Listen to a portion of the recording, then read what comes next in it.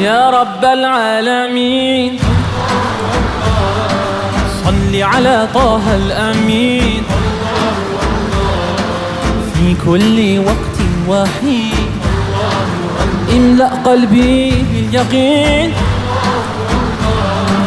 ثبتني على هذا الدين الله الله واغفر لي والمؤمنين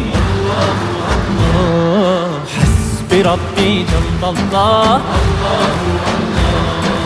ما في قلبي غير الله